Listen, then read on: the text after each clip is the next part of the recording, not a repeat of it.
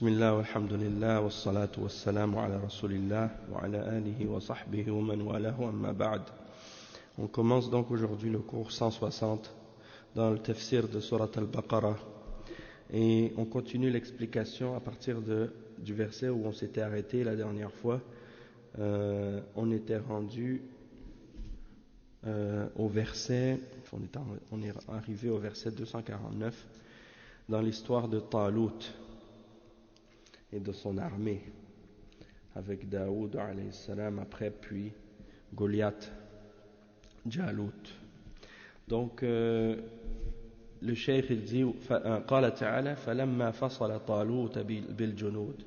Donc on va lire le verset en arabe, après on va lire la traduction, puis après on va lire l'explication de Cheikh Al-Fawzan. Donc Allah subhanahu wa ta'ala il dit dans ce verset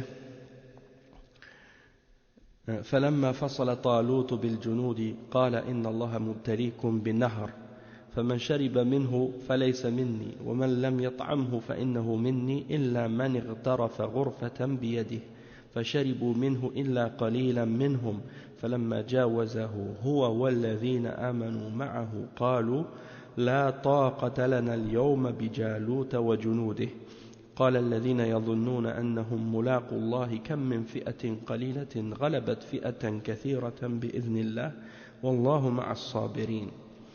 Donc dans ce verset Allah subhanahu wa ta'ala il dit ce qui signifie: puis au moment de partir avec les troupes, Talut dit: voici Allah va vous éprouver par une rivière, quiconque y boira ne sera plus des miens, et quiconque n'y goûtera pas sera des miens. Passe pour celui-ci, c'est-à-dire pour celui qui puisera un coup dans le creux de sa main, ça c'est correct. Et donc ils en burent, la plupart d'entre eux en burent, sauf un petit nombre.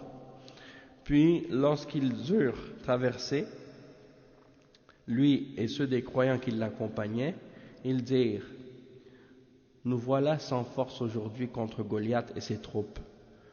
Ceux qui étaient convaincus qu'ils auront à rencontrer Allah dirent: combien de fois un petit nombre a, par la grâce d'Allah, vaincu un très grand nombre, une troupe très nombreuse. Et Allah est avec les endurants. En d'autres mots, on peut dire combien de fois un petit nombre, une petite armée a réussi à vaincre un grand armée par la grâce d'Allah. Et Allah est avec les endurants. Donc, on va continuer l'explication de ce verset. Le cheikh dit: قال تعالى فلما فصل طالوت بالجنود. فصل يعني خرج من البلد. انتهى الأمر وترتب الجيش والقيادة. خرج بهم من البلد، خرج بالجيش من البلد، ولكن مع هذا لم يثق بهذا الجيش لأن فيه خورا وفيه جبنا وفيه ضعفا، والجهاد ما يصلح له الجبان والرعديد والمنافق وضعيف الرأي، ما يصلح للجهاد. فلهذا أجرى الله عليهم امتحانا يميز الصادق الصابر القوي من الضعيف الرعديد الجبان الذي لا يصلح للجهاد. قالوا هذا فيه دليل على أن قائد الجيش ينظر فيه إذا خرج من البلد واجتمع حوله الجيش ينظر فيه فيمنع المخذل ويمنع المرجف ولا يمكنه من الخروج مع الجيش لأنه يثبت الهمم ويخوف الناس كما قال الله تعالى في المنافقين: لو خرجوا فيكم ما زادوكم إلا خبالا ولا أوضعوا خلالكم يبغونكم الفتنة وفيكم سماعون لهم والله عليم بالظالمين. فالله منع المنافقين من الخروج مع رسول الله صلى الله عليه وسلم محمد صلى الله عليه وسلم لأنهم فيهم شر. لو خرجوا مع الجيش لأثروا على ضعاف العقول وضعاف النفوس والإيمان وفيكم سماعون لهم يعني يسمعون كلامهم يتأثرون بكلامهم فالله منعهم. فكذلك طالوت أراد أن يمحص هذا الجيش لأنه سيلقى عدوا عاتيا قويا ما يصلح أن يقابله بجبناء ورعاديد ودعفاء ما يصلح. Donc le cheikh il explique, il dit que lorsque Talut est parti avec l'armée après avoir terminé d'organiser son armée et qu'il est parti avec l'armée, il est sorti des limites de la ville avec l'armée et donc il a commencé à penser au fait de vouloir faire un test pour certains des soldats pour vérifier que l'armée en question elle est solide et qu'elle est prête à affronter l'ennemi. Alors lorsqu'il est sorti avec l'armée, il est sorti de la ville avec l'armée, il n'avait pas encore confiance en cette armée-là. Il y a parmi les gens qui sont dans cette armée peut-être des peureux ou des faibles. Et le djihad n'est pas quelque chose qui correspond justement à des gens qui ont peur ou des gens qui sont des hypocrites ou qui ont des opinions ou des positions faibles. Donc c'est important que les gens qui fassent partie de l'armée et qui fassent partie du combat soient des gens qui sont aptes à faire le djihad, c'est-à-dire à faire le combat, et qui sont forts et qui sont courageux et qui ont une détermination ferme. Donc Allah subhanahu wa ta'ala a voulu les tester.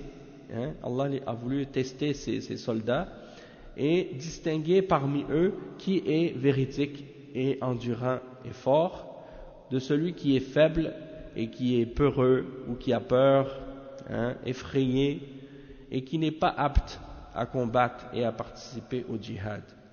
Alors ils ont dit ça, les ulama ont dit il y a une preuve dans ça que le chef de l'armée il doit évaluer ses soldats, évaluer son armée et analyser les choses de sorte à ce que ils reconnaissent les éléments perturbateurs ou les gens qui sont une source de faiblesse dans l'armée, qui vont par exemple décourager les combattants ou leur faire peur et les faire fuir.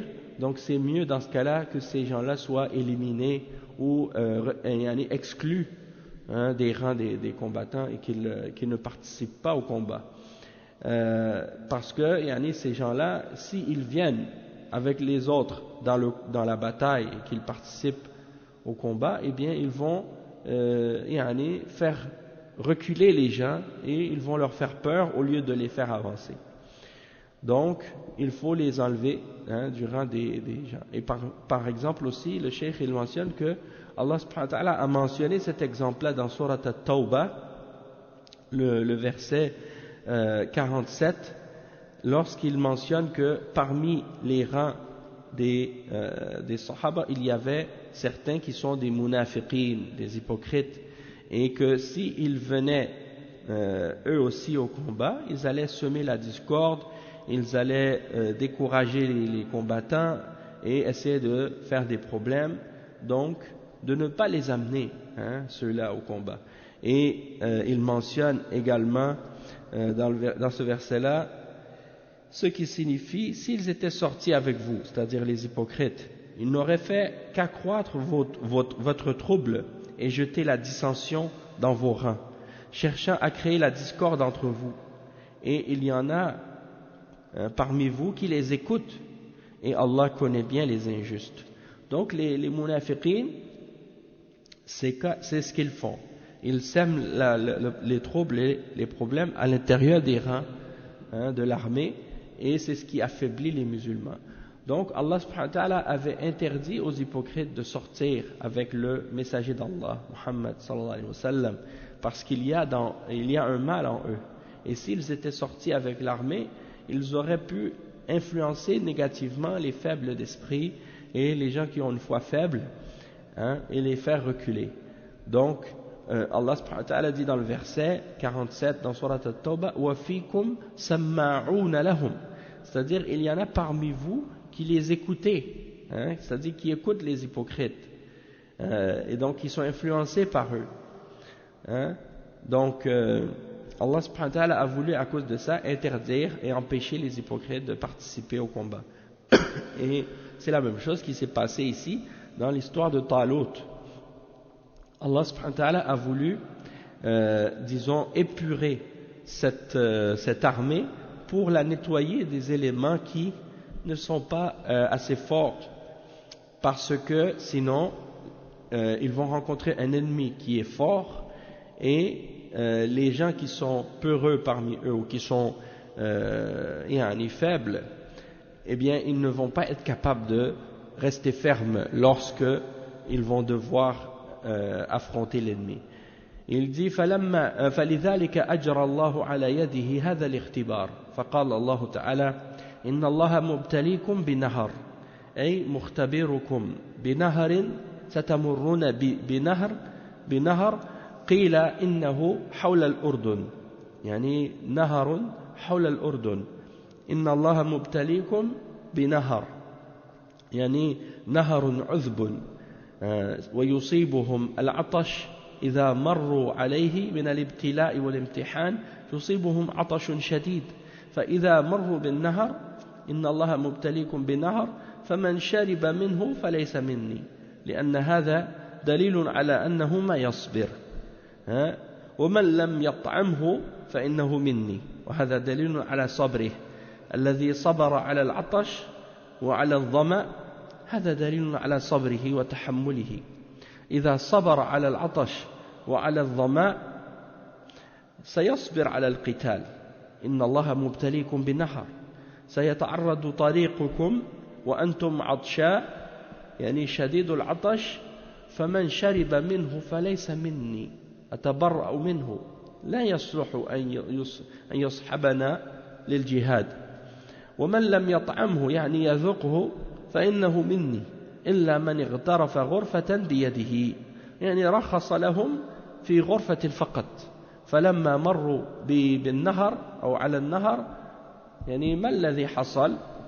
يعني فشربوا منه إلا قليلا منهم، يعني شربوا ما صبروا إلا قليلا منهم، وهم الذين صبروا على الظمأ وامتنعوا عن الشرب، لأنهم يعلمون أن هذا ابتلاء وامتحان، فصبروا على الظمأ ولم يشربوا وهم عطشاء.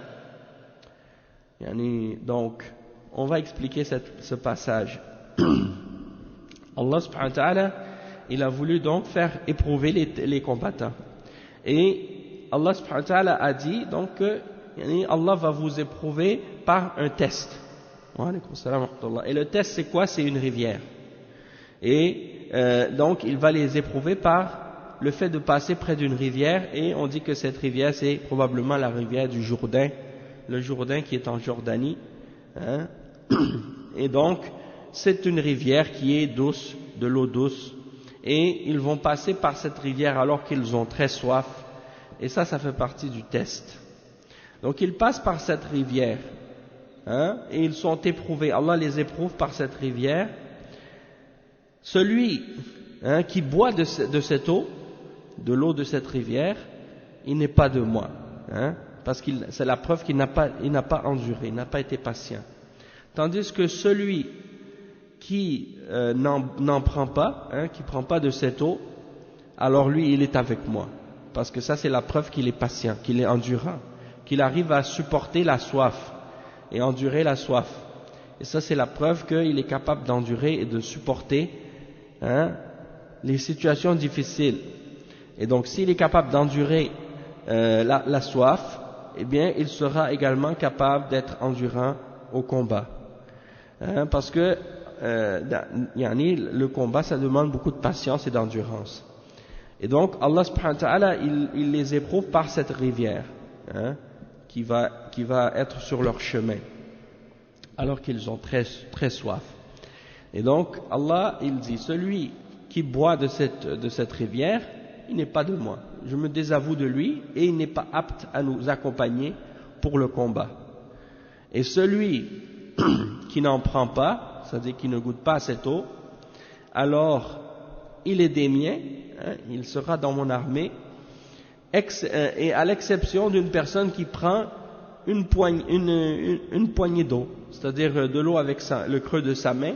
S'il prend de l'eau avec le creux de sa main et qu'il boit une seule poignée, un seul contenu de sa main de l'eau, alors ça passe, ça c'est correct.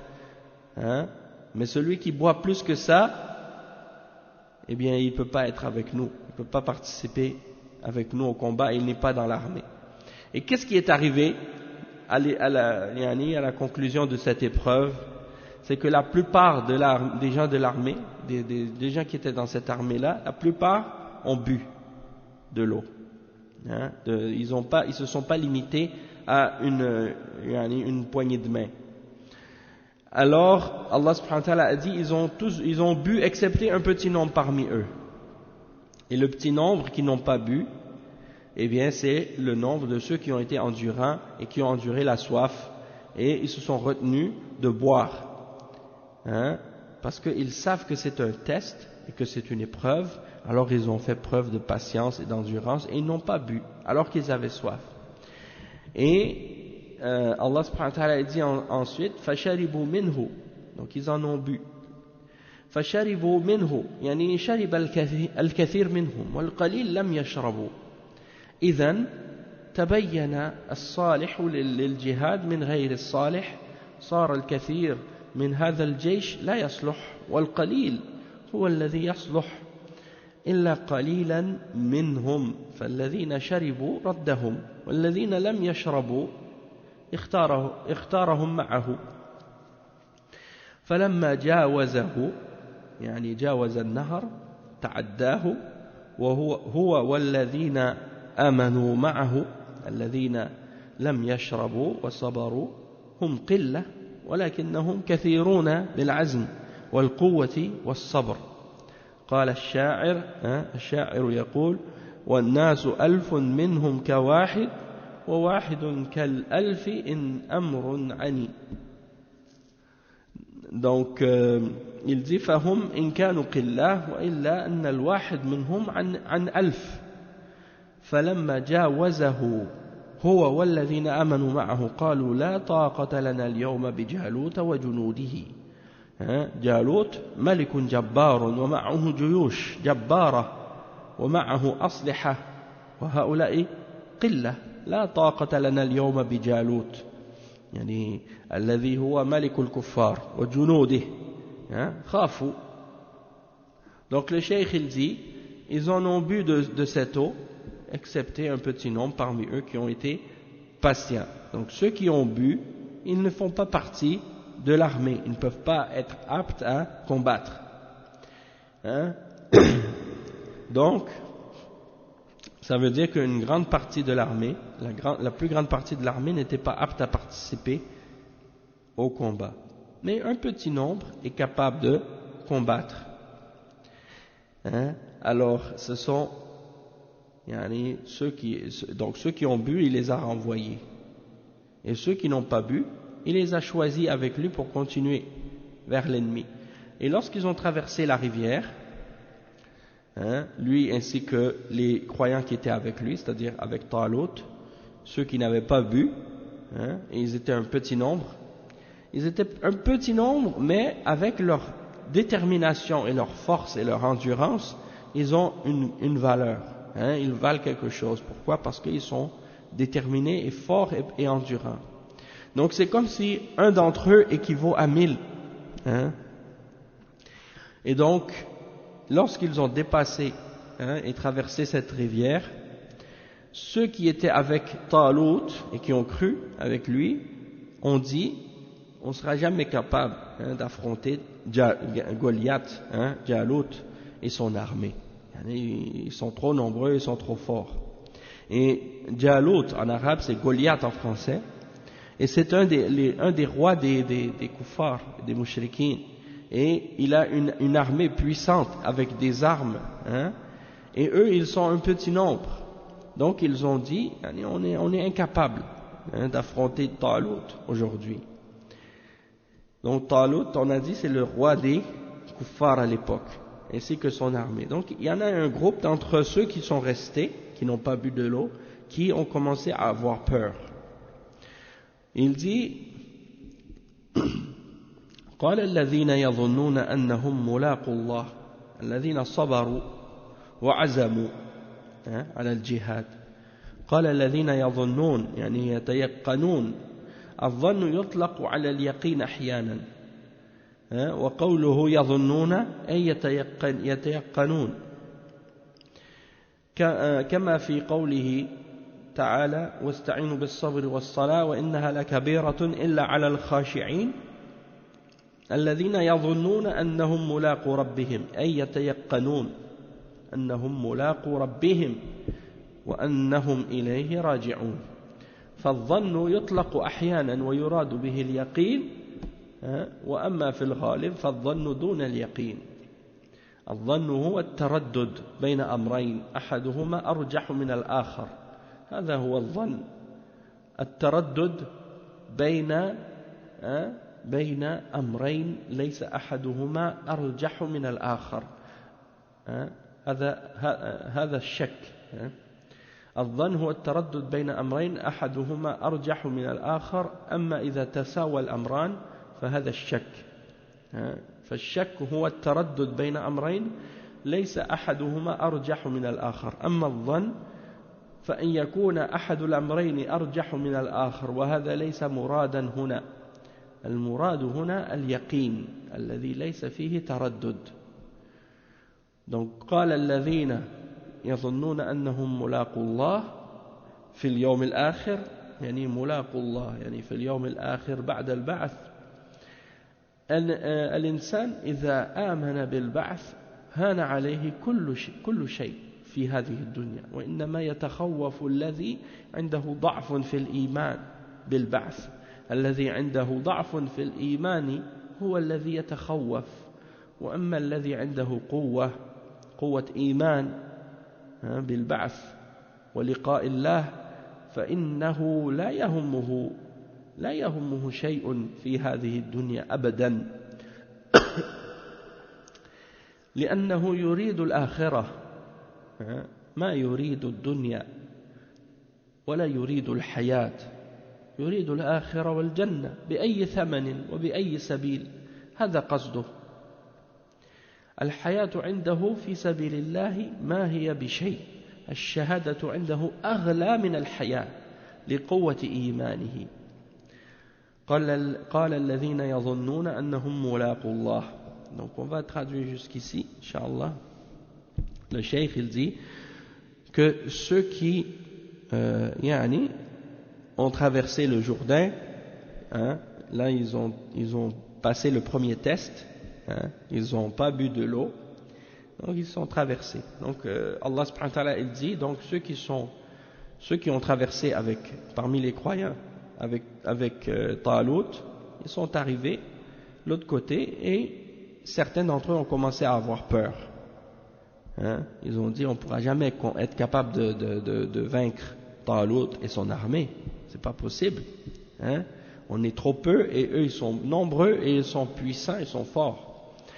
Et Allah subhanahu wa ta'ala il dit et ceux qui étaient certains de rencontrer Allah au jour de la résurrection, ceux qui ont été patients et qui ont été endurants et qui ont été déterminés à combattre, eux ils ont la confiance et ils sont certains de rencontrer Allah dans l'au-delà. Ils ont la certitude et la conviction dans leur foi. Et le terme qui est employé dans le verset ici c'est yadhunnun. Et le cheikh explique que adhan en arabe ça peut être employé dans le sens de la certitude parfois, comme dans ce verset là ici. Allah subhanahu wa ta'ala il dit yadhunnun, c'est-à-dire ils sont certains, comme dans le verset 45 et 46 dans Surat Al-Baqarah. Au début de Surat Al-Baqarah, Allah subhanahu wa ta'ala il dit وَاسْتَعِينُوا بِالصَّبْرِ وَالصَّلَاةِ وَإِنَّهَا لَكَبِيرَةٌ إِلَّا عَلَى الْخَاشِعِينَ. C'est-à-dire que dans ce verset-là, Allah subhanahu wa ta'ala il dit et chercher le secours dans l'endurance et la salat. Certes, la salat est une lourde obligation, sauf pour les humbles, الذين يظنون أنهم ملاقو ربهم. Ceux qui ont la certitude, يظنون أنهم ملاقو ربهم. Ici, le terme يظنون signifie la certitude. Ceux qui ont la certitude de rencontrer leur Seigneur.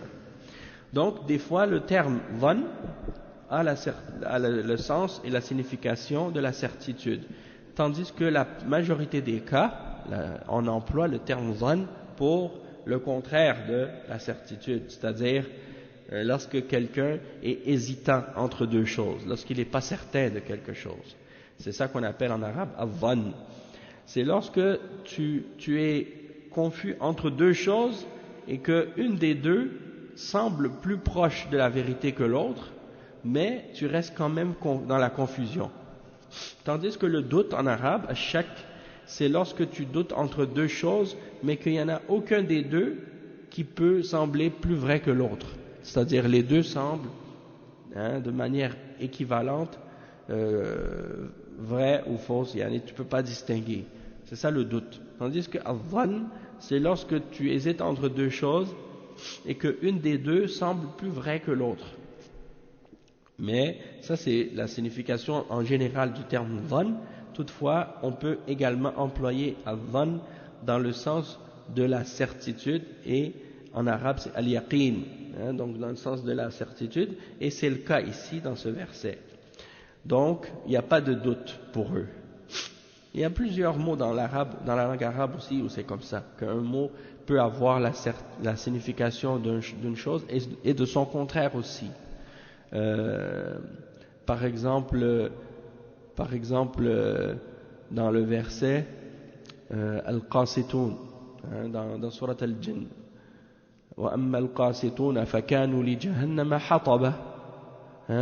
Donc Al-Qasitun, Al-Qist, ça peut vouloir dire la justice, comme ça peut vouloir dire aussi l'injustice. Ça c'est un autre exemple de ça. Et le cheikh il dit ensuite, donc ceux qui ont été certains de rencontrer Allah au jour de la résurrection, ils savent qu'ils vont rencontrer Allah au jour de la résurrection, ils étaient certains, donc ils ont dit que non, il faut continuer, il faut combattre, même si on est peu nombreux, même si on est peu nombreux, on peut vaincre une armée plus grande que nous, il n'y a pas de problème. Allah est avec les endurants. Et le cheikh il dit que lorsque quelqu'un est convaincu de rencontrer Allah et qu'il sait qu'il va être jugé par Allah au jour de la résurrection, eh bien dans ce cas-là, à partir de ce moment-là, tout devient facile pour lui, tout devient simple pour lui, c'est-à-dire qu'il va voir les efforts qu'il doit faire dans le combat et la lutte et les sacrifices qu'il doit faire, il va voir ça comme quelque chose de léger pour lui, que c'est pas du tout difficile. Il devient courageux avec sa foi. Il a peur de rien. Il a peur de rien parce qu'il sait que il va rencontrer son Créateur, et que s'il fait les bonnes œuvres et qu'il fait le bien et qu'il meurt sur le bien, il va rencontrer son Créateur et que son Créateur va être satisfait de lui. Donc, il a peur de rien d'autre que ça. Donc, celui qui est fort dans sa foi, c'est insignifiant pour lui de partir au combat et de rencontrer l'ennemi. Il n'a pas peur de ça. Tandis que celui qui a une foi faible, et qui a une foi faible en la résurrection et en l'au-delà, eh bien, à cause de sa faiblesse de foi, il a peur de tout. Mais celui qui a la foi forte et il sait qu'il va être ressuscité et qu'il va rencontrer Allah, eh bien, cette dunya n'a pas d'importance pour lui. Cette vie d'ici-bas n'a pas d'importance pour lui.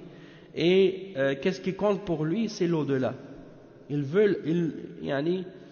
Ce qu'il veut, c'est pas la vie d'ici-bas, c'est pas la dunya.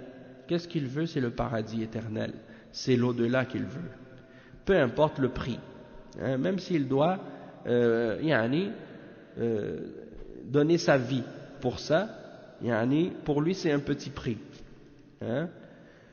Donc la vie pour lui c'est la vie dans le sentier d'Allah, et le fait d'être un martyr ou de mourir dans la cause d'Allah, c'est plus important et ça vaut plus pour lui que la vie d'ici-bas. Et ça, c'est la force du croyant. Et c'est la force de l'islam. C'est ce qui a fait que les musulmans ont toujours gagné leur bataille et leur combat à cause de leur foi. Et ça a été toujours la source de la détermination et de l'endurance et de la foi des soldats et des armées de l'islam depuis l'époque du prophète Mohammed sallallahu alayhi wa sallam jusqu'à la fin des temps. Wa alaykum salam wa rahmatullahi wa barakatuh. Bien entendu, quand on parle de martyrs et quand on parle de combat et de djihad, on a déjà expliqué que c'est pas qu'est-ce que les attentats suicides, qu'est-ce que les gens font en tant qu'attentats suicides, ils pensent que ça c'est le djihad et que ceux qui se font exploser sont des martyrs. Non, a'udhu billah. Au contraire, ceux qui se font sauter eux-mêmes et qui se suicident ne sont pas des martyrs. Les ulama, ils ont fait des fatwas là-dessus. Ils ont clarifié que ceux qui se font exploser eux-mêmes et qui se tuent et qui se suicident, ils ne sont pas des martyrs. Et de toute façon, on a déjà expliqué que la plupart d'entre ces gars qui font ça, c'est des khawarij. Wa alaykum salam wa rahmatullah, c'est des khawarij. Et que ces khawarij, ils ne sont pas des mujahideen de toute façon. Ils ne font même pas partie des gens du djihad. Ils ne sont même pas des mujahideen. Ce sont des mufsideen. Ce sont des gens qui font le désordre et la corruption sur la terre.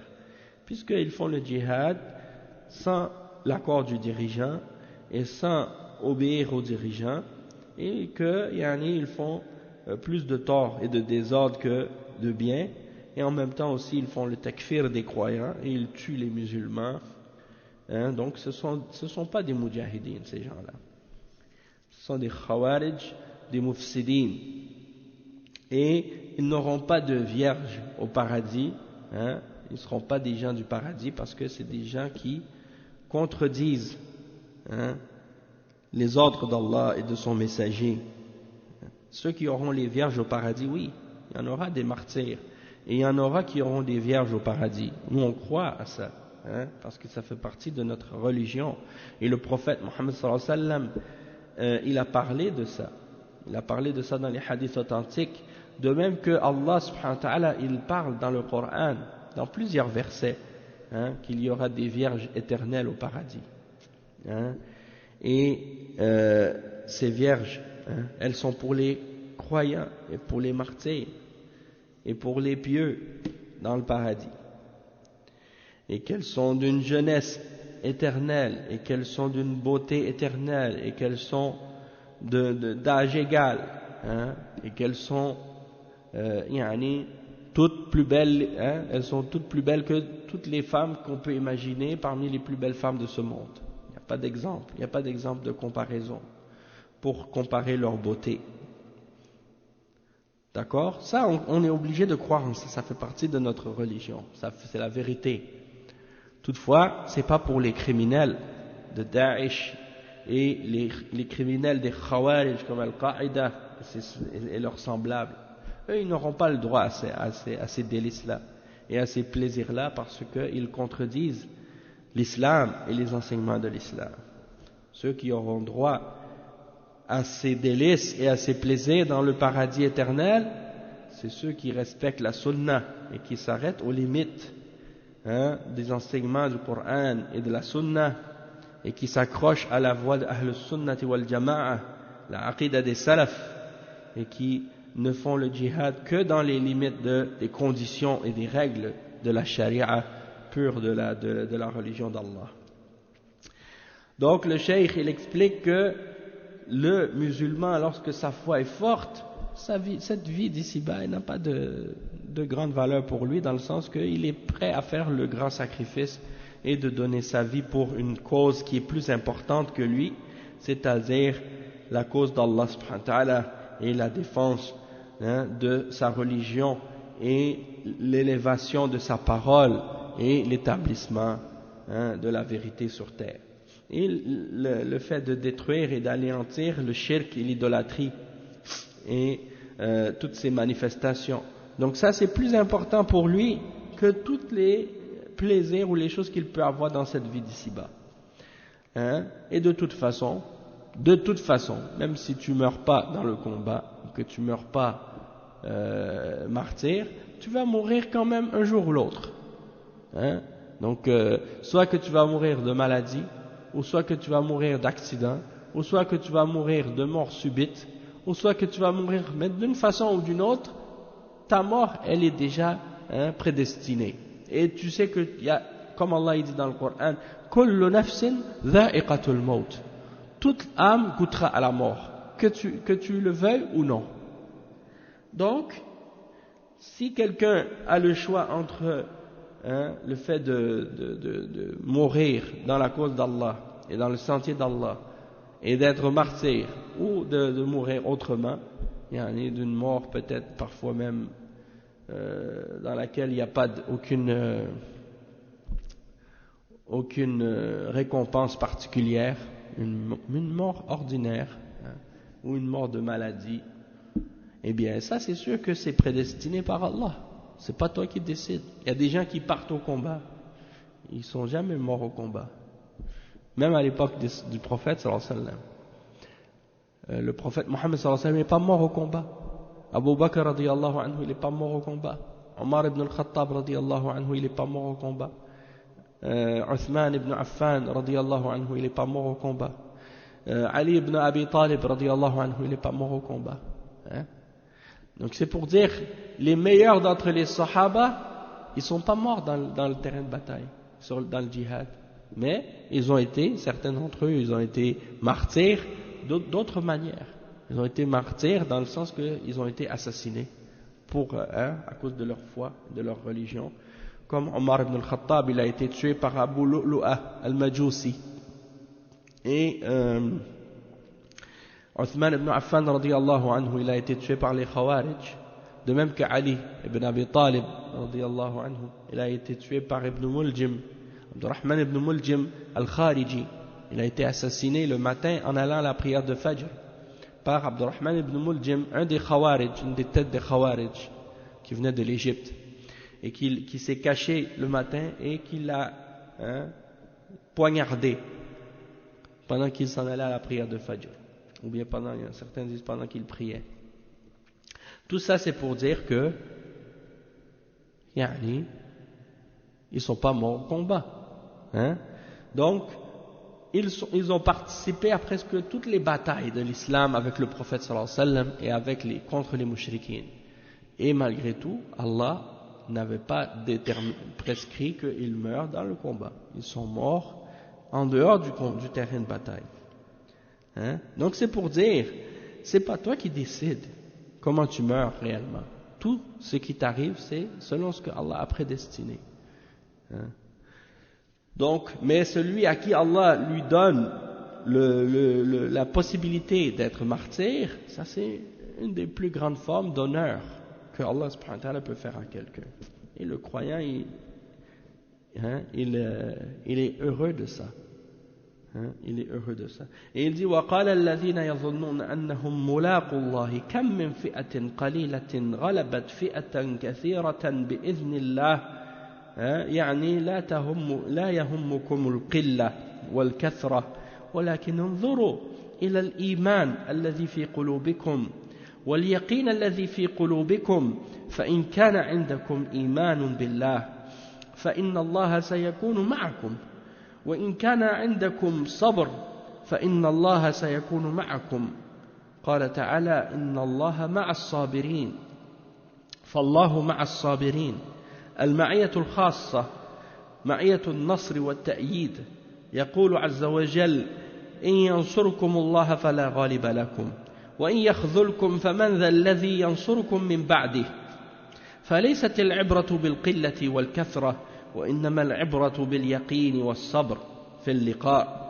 فمن صبر احتسابا لوجه الله فإن الله معهم ولو كانوا قليلين كم من فئة قليلة محتسبة صابرة غلبت فئة كثيرة بإذن الله والله مع الصابرين. انظر والله مع الصابرين. هذه المعية الخاصة، المعية معية النصر والتأييد، فالعبرة بالصبر وليست العبرة بالكثرة، العبرة بالصبر.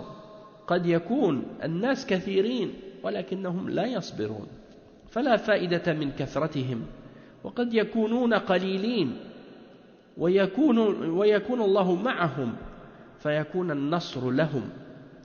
كم من فئة قليلة غلبت فئة كثيرة، وهذا حصل لصحابة رسول الله صلى الله عليه وسلم يوم بدر. قد كان لكم آية في فئتين التقتا، فئة تقاتل في سبيل الله وأخرى كافرة يرونهم مثليهم، يعني مرتين رأي العين، والله يؤيد بنصره من يشاء إن في ذلك لعبرة لأولي الأبصار. يعني نصر الله المؤمنين يوم بدر. Donc le cheikh il explique ensuite, il dit que les croyants, ceux parmi eux qui étaient convaincus de rencontrer Allah, ils ont dit: combien d'armées qui sont petits et qui sont peu de combattants ont réussi à avoir le dessus et à vaincre des armées très nombreuses par la permission d'Allah. C'est-à-dire que le petit nombre ou la grande quantité, ça ne doit pas être votre préoccupation principale.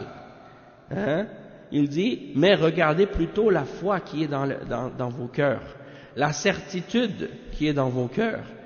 Et si vous avez la foi en Allah, Allah sera avec vous. Allah sera avec vous. Et s'il y a parmi vous, s'il y a en vous de la patience et de l'endurance, Allah sera avec vous. Parce que Allah subhanahu wa ta'ala, il dit dans le Coran: Inna Allah ma'as sabirin, le verset 153. Allah est certes avec les endurants. Et donc, Allah subhanahu wa ta'ala est avec les endurants, et le fait que Allah subhanahu wa ta'ala soit avec les croyants, soit avec les endurants, c'est d'une façon particulière. C'est une ma'iyya qui est particulière. C'est-à-dire, il est avec eux dans le fait de venir à leur secours et de leur donner le support, de leur donner la victoire et le support. C'est cette ma'iyya qui est particulière. Exact. Comme tu dis, tout ça c'est par l'aide d'Allah. S'ils sont endurants, Allah va les aider. Et le cheikh il mentionne le verset 160. Dans le verset 160 dans Surat Al-Imran.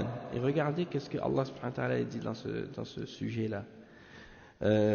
Dans ce verset. Il dit il dit ce qui signifie: si Allah vous donne son secours, nul ne peut vous vaincre. S'il vous abandonne, qui donc après lui vous donnera le secours? C'est à Allah que les croyants doivent faire confiance. Allah subhanahu wa ta'ala dit dans d'autres versets: وَمَا النَّصْرُ إِلَّا مِنْ عِنْدِ اللَّهِ. Il dit la victoire ne peut venir que d'Allah. C'est Allah qui donne la victoire. C'est pas le nombre. C'est pas le nombre. Dans un autre verset, Allah subhanahu wa ta'ala il dit dans un autre verset, il dit: وَيَوْمَ حُنَيْنٍ إِذْ أَعْجَبَتْكُمْ كَثْرَتُكُمْ. Et le jour de Hunayn, lorsque votre grand nombre vous éblouit, vous a ébloui, et que à la fin ça ne vous a servi à rien, quand ils ont commencé à perdre, puis par la suite Allah subhanahu wa ta'ala les a aidés, et puis ils ont eu la victoire. Donc c'est pour dire que le nombre, c'est pas ça qui détermine la quantité de combattants, c'est pas ça qui détermine la victoire. Peut-être que les gens ils sont nombreux, mais la quantité ça ne veut rien dire. Le cheikh dit qu'est-ce qui compte? Bon, ça veut pas dire que le nombre n'a aucune importance. Le nombre il a une valeur, il a une importance, mais on ne doit pas se baser uniquement sur le nombre. Si tu te bases uniquement sur le nombre, c'est pas ça qui va te donner la victoire.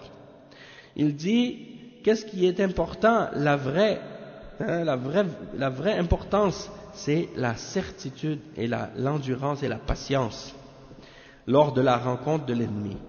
Donc celui qui est endurant et qui recherche la récompense d'Allah, il fait ce qu'il fait pour Allah et pour le visage d'Allah uniquement. Hein, Allah subhanahu wa ta'ala va être avec eux, même s'ils sont peu. Et il dit dans le verset, Allah subhanahu wa ta'ala, combien d'armées peu nombreuses qui ont été sincères avec Allah en cherchant d'Allah la récompense et qui ont été endurants, ont réussi à vaincre des groupes et des armées beaucoup plus nombreux par la permission d'Allah, et Allah est avec les endurants.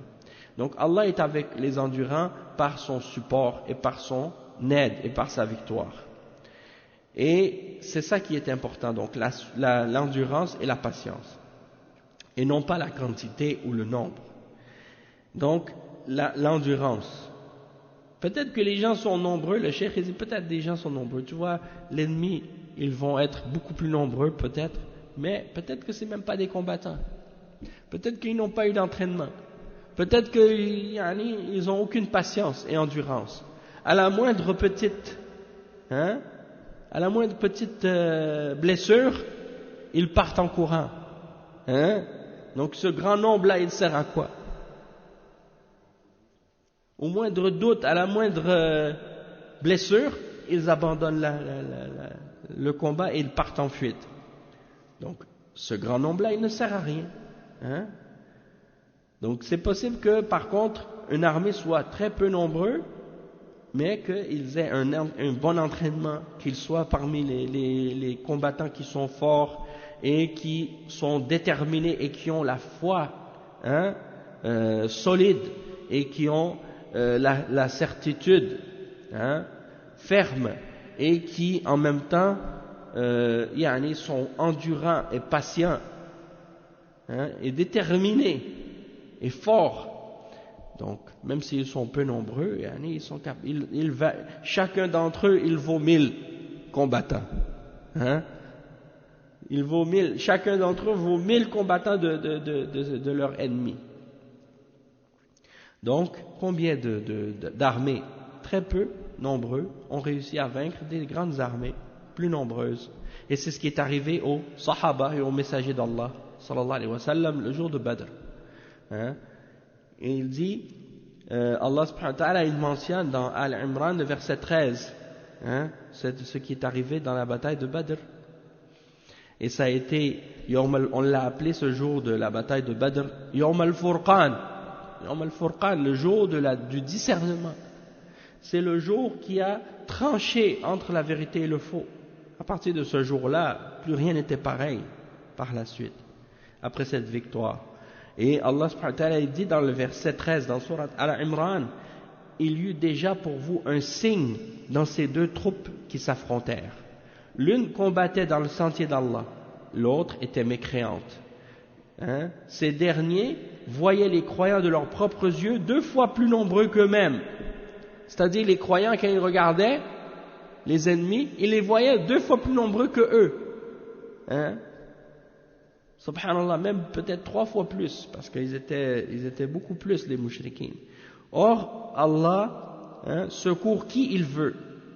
Et voilà un exemple, voilà bien un exemple pour les doués de clairvoyance. Donc ça veut dire que l'exemple de la bataille de Badr, c'est le meilleur exemple que tu peux comprendre, que tu peux prendre pour comprendre cet exemple-là. Et il dit, Allah a donné la victoire aux musulmans le jour de Badr. Il dit, وَهُمْ 311 وَالْكُفَّارِ يَزِيدُونَ عَلَى الْأَلْفِ معهم قوة ومعهم أسلحة والمسلمون معهم ما معهم إلا قليل 311 يقابلون أكثر من 1000 ونصرهم الله لأنهم صابرون موقنون بالله عز وجل. Donc il dit les croyants le jour de Badr ils étaient 300 et quelques 310 et quelques, tandis que les mouchrikoun étaient plus que 1000 combattants, et ils étaient venus pour combattre avec leurs armes et ils étaient préparés, ils avaient une force avec eux. Les croyants, le jour de Badr, ils étaient 300 et quelques. Ils n'étaient même pas venus pour combattre. C'est-à-dire qu'ils ne pensaient même pas qu'ils allaient affronter une armée. À la base, ils étaient venus pour la caravane de marchandises qui était dirigée par Abu Sufyan. Ils venaient pour l'intercepter. Ils ne pensaient pas qu'ils allaient affronter une force, parce que les caravanes, même s'il y a des gens qui les protègent et qui les défendent, mais malgré tout, c'est pas des grandes forces, hein, c'est pas des grands nombres de combattants qui sont avec les caravanes, non. Donc lui, les compagnons, les sahaba, ils s'attendaient pas à une guerre ce jour-là. Mais, hein, comme vous savez l'histoire, Abu Sufyan avait envoyé des messagers à Mecca pour avertir les mouchriquins que les musulmans avaient tendu un piège, ou bien ils attendaient Abu Sufyan avec sa caravane à tel endroit, à Badr. Alors, il les a avertis d'envoyer des gens pour affronter les musulmans à Badr. Donc, les musulmans ont été surpris par l'arrivée de 1000 hommes, plus que 1000 hommes parmi les mouchriquines, pour venir les combattre ce jour-là, alors qu'eux, ils s'attendaient à affronter une caravane seulement, hein, une caravane de commerce, une caravane de marchandises. Hein. Et donc, qu'est-ce qui est arrivé? Eh bien, Allah subhanahu wa ta'ala a donné la victoire à ces 300 parmi les sahaba à cause de la fermeté de leur foi et à cause de leur détermination et de leur endurance. Ils ont réussi à battre ces mouchriquins. Ils en ont tué un grand nombre, hein? Plus que à peu près 70 parmi les mouchriquins ce jour-là. Et donc, Allah subhanahu wa ta'ala dit combien de petits nombres arrivent à combattre un grand nombre par la permission d'Allah. Et le cheikh il dit فَهَذَا فِيهِ أَنَّ الْمُسْلِمِينَ يجب أن يوطنوا أنفسهم عند اللقاء وأن يوطنوا أنفسهم ولا يصيبهم الخوف أو الرعب بل يكونون موطنين أنفسهم لأنهم في سبيل الله عز وجل إن قتلوا فهم شهداء وإن نصرهم الله عادوا بالنصر فهم كما قال تعالى قل هل تربصون بنا إلا إحدى الحسنيين يعني إما الشهادة وإما النصر يعني إحدى الحسنيين كم من فئة قليلة غلبت فئة كثيرة بإذن الله أي بقضاء الله وقدره الإذن المراد به هنا القضاء والقدر والله مع الصابرين الله مع الكثيرين الذين ليسوا على دين ولا على حق ليس الله معهم بالنصر وإن كان معهم بالإحاطة فالله محيط بكل شيء ولكنه ليس معهم المعية الخاصة التي هي معية النصر والتأييد. Donc le cheikh il dit que lorsque le croyant va rencontrer les ennemis, hein, il doit être ferme, être déterminé, hein, pour ne pas être pris et touché par la peur et par la crainte. Donc ils doivent être fermes, hein, et ils doivent se rappeler qu'ils sont dans le sentier d'Allah et que s'ils meurent, ils vont être martyrs. Hein? Et s'ils ont la victoire, eh bien ils vont être victorieux. Comme Allah subhanahu wa ta'ala il le dit dans le verset 52 dans Surat At-Tawbah, قُلْ هَلْ تَرَبَّصُونَ بِنَا إِلَّا إِحْدَى الْحُسْنَيَيْنِ. Qu'est-ce que ça veut dire? Ça veut dire, est-ce que vous attendez de nous, excepté une des deux bonnes fins, hein? Une des deux bonnes choses? C'est quoi les deux bonnes choses qui peuvent nous arriver? Yani, comme le cheikh il l'explique, il dit c'est soit la victoire ou bien le martyr. Soit la victoire, soit qu'on va être victorieux ou soit qu'on va être martyr. Dans les deux cas, on n'est pas perdant. Si on perd, on gagne, et si on gagne, on gagne. C'est ça que Allah il dit dans le verset. Hein? قل هل تربصون بنا إلا إحدى الحسنيين. Et c'est le verset 53, non 52, il dit dans sourate At-Tawbah. Donc قل هل تربصون بنا إلا إحدى الحسنيين ونحن نتربص بكم أن يصيبكم الله بعذاب من عنده أو بأيدينا فتربصوا إن معكم متربصون. En fait, dans ce verset, Allah subhanahu wa ta'ala, il dit, dans le verset, il dit, si on gagne, si les croyants gagnent, on gagne, si les croyants ils perdent, ils gagnent. Tandis que les kuffars, s'ils gagnent, ils perdent, et s'ils perdent, ils perdent. Ils sont perdants dans tous les cas. Et les croyants sont gagnants dans tous les cas.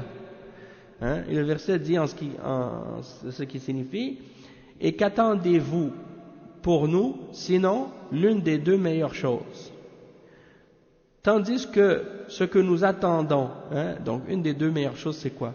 Le martyre ou la victoire. Tandis que nous attendons pour vous, ce que nous attendons pour vous, c'est-à-dire pour les mushrikines, c'est qu'Allah vous inflige un châtiment de sa part ou par nos mains. Soit que c'est Allah qui va vous châtier dans l'au-delà, ou bien que vous avez un châtiment de par les mains des croyants. Attendez donc, nous attendons aussi avec vous. قُلْ تَرَبَّصُوا فَإِنَّ مَعَكُمْ مُتَرَبِّصُونَ. Et le cheikh il dit donc, combien les croyants parmi eux, ceux qui étaient convaincus de rencontrer Allah, ils ont dit combien de petits nombres ont réussi à vaincre de grands nombres par la permission d'Allah, c'est-à-dire par ce qu'Allah a prédestiné, par le décret d'Allah et par sa prédestination. Et Allah est avec les endurants. Il n'est pas avec le grand nombre nécessairement. C'est possible que si des gens ils sont un grand nombre mais ils n'ont pas de religion, non, ils ne sont pas sur la vérité, et dans ce cas-là, Allah n'est pas avec eux, dans le sens qu'il ne va pas leur donner la victoire et il ne va pas leur donner son support. Même s'il est avec eux dans le sens qu'il les cerne de tous côtés, puisque Allah subhanahu wa ta'ala enveloppe toutes choses et cerne toutes choses. Mais il n'est pas avec eux de cette façon qui est particulière, c'est-à-dire le fait d'être avec eux par sa victoire et par son support. Et là, il dit وَلَمَّا بَرَزُوا لِجَالُوتَ وَجُنُودِهِ يعني تقابل الجيشان يعني توجهوا إلى الله عز وجل بالدعاء قالوا ربنا أفرغ علينا صبرا أي أنزل علينا صبرا من عندك وأمدنا بالصبر حتى نجالد هذا العدو الجبار الذي هو أقوى منا وثبت أقدامنا فلا يفر منا أحد ولا ينهزم منا أحد وثبت أقدامنا ما يتزحزحون عن موافقتهم عن مواقفهم ولو أصابتهم الجراح يا أيها الذين آمنوا إذا لقيتم فئة فاثبتوا يعني اثبتوا ولا تتزحزحوا ولا تدبروا يا أيها الذين آمنوا إذا لقيتم الذين كفروا زحفا فلا تولوهم الأدبار يعني بل اثبتوا ولذلك كان الصحابة ما تقع الجراح إلا في وجوههم ما تقع في أدبارهم أبدا الجراح تقع في وجوههم ما استقبل من أجسامهم لأنهم ثابتون يتلقون السهام والجراح وهم ما يتغيرون عن مكانهم ولا ينهزمون أبدا ولهذا قال الشاعر يصف الصحابة لا يقطع الطعن إلا في نحورهم وما لهم عن حياض الموت تهليل ما يتضعضعون أبدا الثبات سبب النصر وانصرنا على القوم الكافرين وهذا دليل على أن النصر من الله عز وجل. Donc le cheikh il dit, écoutez ça, écoutez bien qu'est-ce que le cheikh il explique. Il dit que lorsque Jalut, Goliath et son armée sont venus pour affronter les croyants avec l'armée de Talut. Hein? Il dit falamma barazu li Jalut, et quand ils affrontèrent Goliath et ses troupes, ils ont fait un dua, ils ont invoqué Allah. Qu'est-ce qu'ils ont demandé à Allah dans ce dua? Seigneur, déverse sur nous l'endurance, sabr, et affermis nos pas, hein, wa thabbit aqdamana, et donne-nous la victoire sur ce peuple mécréant. Hein? C'est ça qu'ils ont demandé à Allah dans le dua, dans cette invocation. Et donc le dua, c'est très important dans ces moments-là en particulier. Dans tous les moments en général, c'est important le dua, mais dans les moments comme ça, en plus, lorsqu'on affronte l'ennemi, c'est très important d'invoquer Allah subhanahu wa ta'ala. Et ici, on voit que ils se sont tournés vers Allah en invoquant Allah et ils ont dit: ô notre Seigneur, déverse sur nous, hein, sabran, de la patience, de l'endurance. Hein, donne-nous cette patience et cette endurance pour nous permettre d'être capables d'affronter cet ennemi qui est plus nombreux et plus fort que nous, plus puissant que nous, et raffermis nos pas pour qu'on ne fuit pas devant l'ennemi, pour qu'on reste ferme, hein, et que aucun d'entre nous, hein, ne tourne le dos. Raffermis nos pas, raffermis nos pieds, pour qu'on ne soit pas ébranlé et qu'on ne quitte pas nos positions, même si on est frappé par des blessures, ou même si on est touché par, hein, des blessures de l'ennemi. Et il dit, hein, qu'est-ce qui est mentionné dans le verset 45 dans Surat Al-Anfal. Allah subhanahu wa ta'ala, il dit dans ce verset, Allah subhanahu wa ta'ala, il dit: Ya ayyuhalladhina amanu idha laqitum fi'atan fathbutu. Oh, vous les croyants, lorsque vous rencontrez une troupe ennemie, soyez fermes. Uthbutu min al-thabat, ça vient de al-thabat. Al-thabat, ça veut dire être ferme, être solide. Solide, restez ferme. Ne vous laissez pas ébranler, ne vous laissez pas perdre votre fermeté et vous enfuir. Et le verset 15 dans Surat Al-Anfal aussi, également un autre exemple comme ça, dans lequel Allah subhanahu wa ta'ala parle aussi de ce sujet. Il dit, Allah subhanahu wa ta'ala dit: Ya ayyuhalladhina amanu idha laqitum alladhina kafaru zahfan fala tuwalluhum al-adbar. Oh, vous qui croyez, quand vous rencontrez l'armée des mécréants en marche, ne leur tournez point le dos. Ne leur tournez point le dos, c'est-à-dire restez en face d'eux et ne fuyez pas, restez ferme. Il dit, le cheikh, il dit, c'est pour ça que les sahaba, lorsqu'ils rencontraient les kuffars et les mushrikines, quand on regardait leurs blessures, ils n'avaient des blessures que dans le devant de leur corps. Jamais de blessures dans le dos. Pourquoi? Parce qu'ils ne fuyaient jamais devant l'ennemi. Ils ne tournaient jamais le dos à l'ennemi. Même s'ils étaient blessés, même s'ils étaient frappés par des flèches ou par des coups d'épée ou par autre chose parmi les armes, par les coups des ennemis, ils ne tournaient jamais le dos. Ils restaient toujours en face de leurs ennemis. Ils ne fuyaient jamais. Hein? Et donc c'est pour ça que ils prenaient tous les coups qui leur venaient par devant. Hein? Et donc ils ne se laissaient pas ébranler, ils ne se laissaient pas secouer, et c'est ça qui fait que quelqu'un, lorsqu'il est ferme, ça c'est une des causes de la victoire. Hein? C'est une des causes de la victoire. Allah subhanahu wa ta'ala dit wansurna, dans l'invocation ils disent wansurna ala al-qawmi al-kafirin, donne-nous la victoire contre le peuple des mécréants. هذا دليل على أن النصر من الله عز وجل. طلبوا من الله النصر على القوم الكافرين الذين هم أعداء الله وأعداء دينه، وصفوهم بالكفر لأن الكافر عدو لله ولدينه ولرسوله ولعباده المؤمنين، فهم طلبوا من الله أن ينصر المؤمنين الصادقين على الكافرين. وانصرنا على القوم الكافرين. ماذا كانت النتيجة بعد هذه الامتحانات؟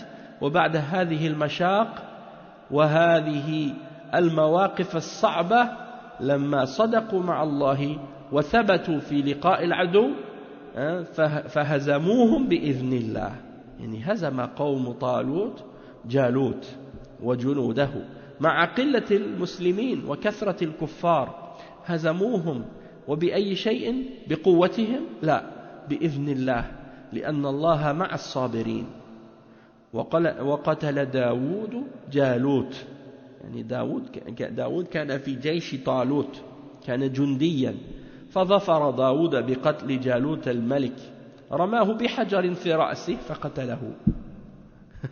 Subhanallah. Donc le cheikh il dit, donc ils ont demandé à Allah la victoire et Allah leur a donné la victoire contre les kafirin. Al-kafiroun, ce sont les kuffars, ceux qui ne croient pas en Allah, ceux qui ne croient pas en l'au-delà, ceux qui ne croient pas au jour dernier, ceux qui font le shirk avec Allah et qui adorent des idoles ou qui adorent autre que leur créateur. Donc tous ceux-là sont des kafirin, et il dit donc, il demande la victoire contre le peuple kafirin, c'est-à-dire ceux qui ont rejeté la foi en Allah. Donc ce sont les ennemis d'Allah, les ennemis de sa religion et les ennemis des croyants. Et Allah les a décrits par le kufr, parce que le kafir, celui qui renie la foi, qui renie la vérité, eh bien il est un ennemi d'Allah, il est un ennemi de sa religion, il est un ennemi de son messager et de ses serviteurs croyants. Donc ils ont cherché la victoire, ils ont cherché la victoire d'Allah. Et Allah a donné la victoire aux croyants sincères contre les mécréants. Donc ils ont dit, oh Allah, donne-nous la victoire contre le peuple mécréant. Et le résultat, ça a été quoi? Le résultat de cette épreuve et de ces difficultés et de ces situations difficiles, lorsqu'ils ont été sincères avec Allah et qu'ils ont été fermes, lorsqu'ils ont rencontré l'ennemi, ils ont réussi à vaincre leur ennemi par la permission d'Allah. Donc ils ont vaincu Talut et son armée. Talut a vaincu Jalut et son armée, c'est-à-dire Talut a vaincu Goliath et son armée. Malgré que les musulmans étaient peu et que les kuffars étaient nombreux, ils les ont vaincus. Et avec quoi? Avec leur force? Non, avec la permission d'Allah. Parce qu'ils ont été endurants et fermes. Et Daoud a tué Goliath. David a tué Goliath. Daoud, il faisait partie des soldats dans l'armée de Talut. Daoud, alayhi salam, David, faisait partie des soldats dans l'armée de Talut. Et il est sorti devant Goliath et il l'a frappé sur la tête avec un lance-pierre. Il l'a tiré avec une pierre dans la tête et il l'a tué. Un colosse, un homme très fort. C'est comme tu vois les hommes qui sont très costauds, très forts, musclés. C'est comme des colosses. Ça me fait penser un peu comme les gens qui font de la lutte là, les grands comme les gars qui sont musclés avec des gros bras là, ces gens-là quand ils sont dans la guerre, ils sont imposants, impressionnants. Tu les vois là, ils mesurent 6 pieds, 7 pieds et c'est comme on dit des armoires à glace. Ils sont tellement solides. Peut-être si tu les frappes avec un coup de poing, tu vas leur donner un coup de poing, ils vont même pas bouger, ils vont même pas broncher. Peut-être c'est toi qui vas te faire mal, en les frappant avec ton poing. Mais par contre, ça veut rien dire ça. Surtout que on voit que maintenant, surtout avec les armes qui existent. Un enfant de 5 ans, il peut facilement appuyer une gâchette, tirer une gâchette, et puis même si tu mesures 6 pieds ou 7 pieds et que tu pèses 300 kilos, exactement, les muscles n'arrêtent pas les balles. Donc c'est pour dire, et à l'époque, eh bien, il n'y avait pas de fusil encore à cette époque-là, mais il y avait d'autres moyens de lancer des projectiles, et l'exemple de Daoud alayhi salam ici, qu'il l'a tué avec un lance-pierre, avec une pierre, hein. Donc c'est pour montrer que même si Daoud alayhi salam est peut-être moins fort physiquement que Goliath, hein, David est moins fort physiquement dans le sens qu'il n'était pas aussi costaud, pas aussi imposant que lui, mais malgré tout, quand il l'a frappé, il l'a tué d'un seul coup, hein. Donc c'est pour dire, la victoire elle vient d'Allah subhanahu wa ta'ala, c'est par la permission d'Allah. Et c'est comme l'exemple que tu mentionnais tout à l'heure, Saleh, quand tu mentionnes l'exemple du prophète sallallahu alayhi wa sallam qui a lancé une poignée de terre, hein, ou de sable, de là où il était, il a lancé, et c'est arrivé jusque dans les yeux des kuffars et des mushrikines, hein, alors qu'il était loin.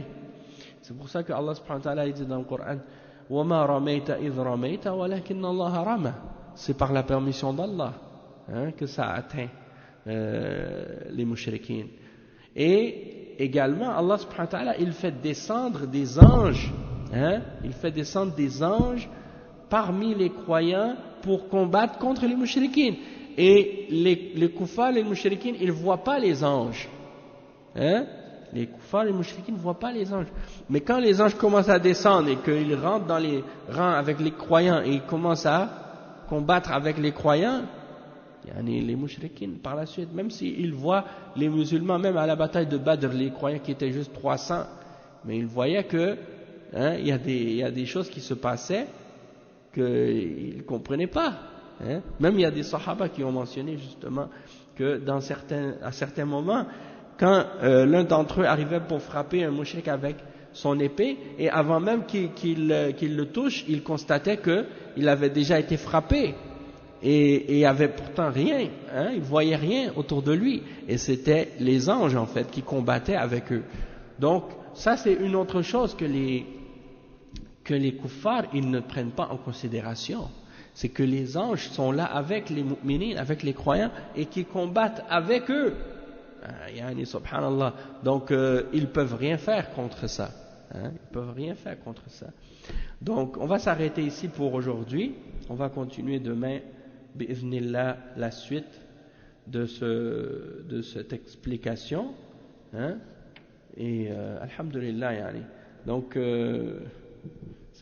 c'est comme Cheikh Al-Fawzan a dit, yani, le djihad c'est quelque chose qui a toujours existé, même dans la Bible, hein, même chez les chrétiens, même chez les juifs, il y a des mentions d'exemples de djihad qu'ils ont fait avec leurs prophètes.